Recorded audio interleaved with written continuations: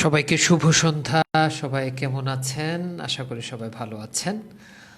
আজকে কক্সবাজারের মানুষরা বিশেষ করে আজকে খুব ভালো থাকার কথা। আজকে আমাদের কক্সবাজারের মানুষের আঞ্চলিক জীবনে, আমি জাতীয় জীবন বলছি না, আঞ্চলিক জীবনের একটা সুন্দর একটা দিন।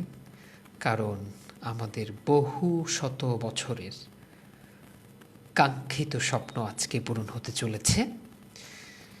সেই স্বপ্ন পূরণ করার জন্য আমরা অবশ্যই বাংলাদেশে এখন একটা সমস্যা হয়ে গেছে, কিছুই বলা যায় না।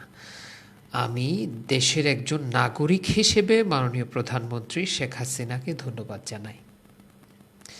আজকাল এমন হয়েছে যে আপনি যদি প্রধানমন্ত্রীকে ধন্যবাদ দেন, আপনি আওয়ামী লীগের দালাল। আর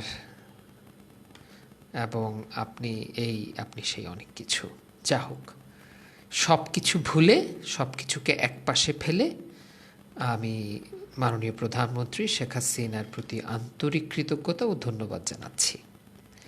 কারণ আমার দিক থেকে কারণটা একটু ইন্টারেস্টিং। যেহেতু আমি একটু মানে বই ঘেঁষা মানুষ, আমার কাছে বিষয়টা একটু বই কেন্দ্রিক।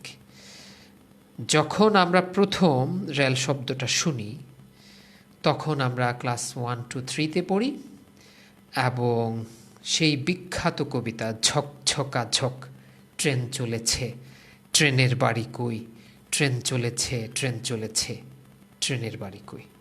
হ্যাঁ, এই যে কবিতাটা আমরা পড়লাম, হ্যাঁ, সেই কবিতা পড়ার পর থেকে অন্তত চট্টগ্রাম বিশ্ববিদ্যালয়ে ভর্তি পরীক্ষা না দেওয়ার আগ পর্যন্ত আমার কাছে ট্রেন একটা স্বপ্ন ছিল। হ্যাঁ, এ যুগের মানুষদের কাছে এটা কোনো বিষয়ই না, কিন্তু আমার কাছে গ্রামের অজপাড়াগাঁয়ের একটা ছেলে যে প্রথম পড়ছে, তার শিক্ষকের সাথে সুর মিলিয়ে ঝকঝক ঝক ট্রেন চলেছে, রাত দুপুরে ওই ট্রেন চলেছে, ট্রেন চলেছে, ট্রেনের বাড়ি কই, একটু জিরুই ফের ছুটে যায়, মাঠ পেরুলেই বন, পোলের উপর বাজনা বাজে ঝনঝনা ঝনঝন, দেশ বিদেশে বেড়ায় ঘুরে নেই কো ঘোরার শেষ, ইচ্ছে হলেই বাজায় বাঁশি, দিন কেটে যায় বেশ, থামবে হঠাৎ মজার গাড়ি, একটু কেশে খক, আমায় নিয়ে ছুটবে আবার ছক ছকা ছক ছক।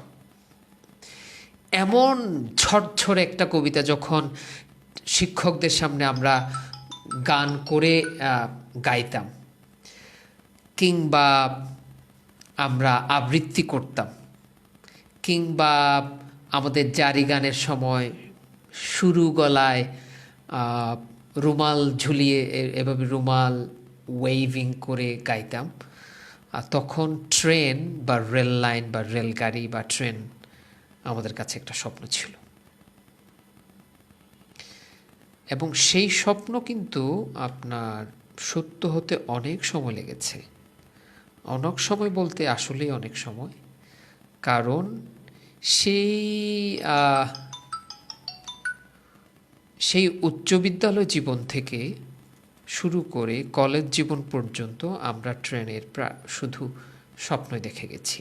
ট্রেনে চড়া হয়নি, আর্থিক কারণে কিংবা সে যুগে ট্রেন তথ্যটা অ্যাভেলেবল ছিল না বা যাওয়ার কোথাও প্রয়োজন পড়েনি। আমরা প্রথম রেলে চড়ি যখন চট্টগ্রাম বিশ্ববিদ্যালয়ে ভর্তি পরীক্ষা দিতে যাই, সেখানকার শাটল ট্রেনে প্রথম চড়ি। সেরকম একটা স্বপ্নের ঘটনা আজকে ঘটেছে।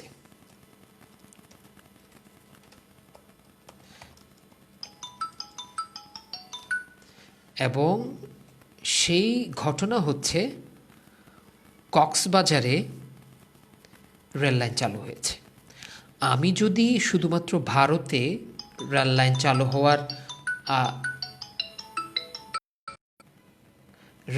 চালু হওয়াটা হিসেব করি, তাহলে 1851 সালের 22 ডিসেম্বর ভারতে প্রথম রেললাইন চালু হয়।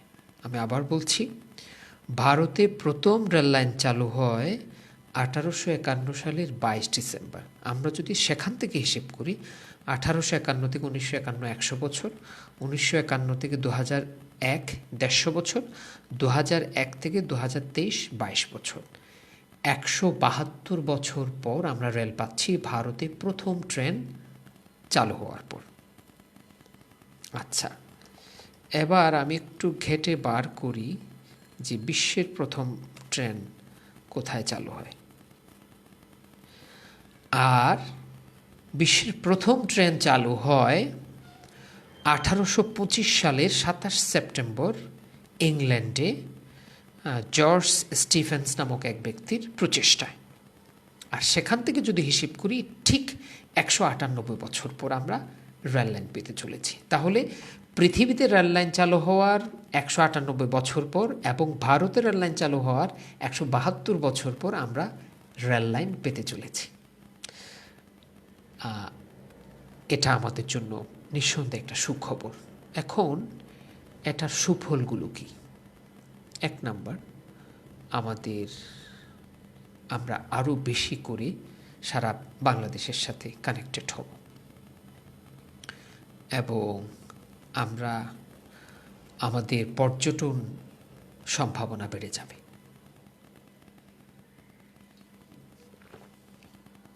এবং আমরা পর্যটকদের ক্ষেত্রে আগে শুধুমাত্র উচ্চ পরিমাণে অর্থ ব্যয়কারী পর্যটক বা লাক্সারি বা বিলাসী পর্যটক পেতাম।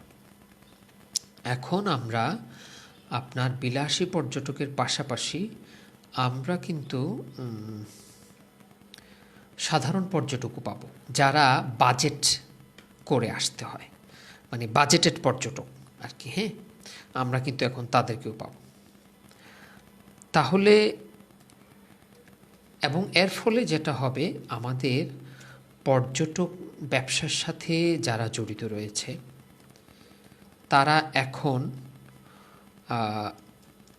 বহু স্তর বিশিষ্ট বা মাল্টি লেয়ার্ড কাস্টমার পাবেন। বহু ধরনের কাস্টমার, মানে কাস্টমার ডাইভার্সিটি কিন্তু এখন বাড়বে।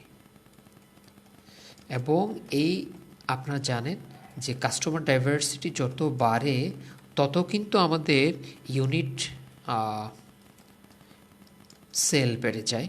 এবং ইউনিট সেল যখন বাড়বে বা একক বিক্রয়ের একক বেড়ে যায়, এবং বিক্রয়ের একক বা ইউনিট যত বাড়বে তত প্রফিট মার্জিন কিন্তু আমার মেবি আমার ইউনিট ওয়াইজ প্রফিট কম হবে, বাট আমার গ্লোবালি আমার প্রফিটটা কিন্তু বেড়ে যাবে। হ্যাঁ, সো এটা একটা ছোট্ট দিক। এর বাইরে হচ্ছে আমাদের এখানে যে আপনার ডাইভার্সিটি রয়েছে, হ্যাঁ, সেই ডাইভার্সিটিটা বাড়বে। সেটা হচ্ছে আমাদের বিজনেস ডাইভার্সিটি বাড়বে।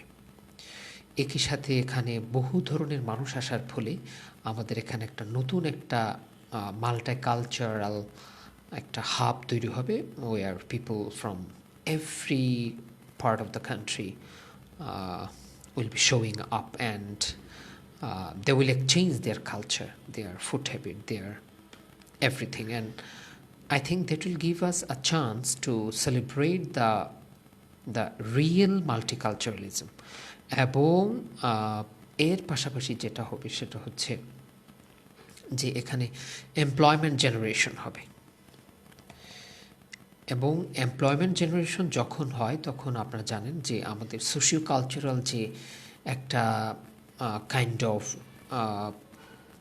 আনএমপ্লয়মেন্ট জেনারেটেড বেশ কিছু সোশিও কালচারাল ডিখে আমাদের মধ্যে আছে। সেই ডিখেগুলো থেকে আমরা রক্ষা পাবো এবং আমরা আশা করছি যে আমাদের যে মাদকাসক্তি থেকে শুরু করে অ্যান্টি সোশ্যাল যে অ্যাক্টিভিটিসগুলো আছে সে জায়গায় বেশ একটা ভালো ধরনের ইম্প্যাক্ট পড়বে। এটা একটা পজিটিভ ইম্প্যাক্ট। সেটা হচ্ছে আমরা আশা করছি যে অপরাধ প্রবণতা কমবে। এটা একটা বড় ফ্যাক্টর, বিশেষ করে কক্সবাজারের মানুষদের জন্য।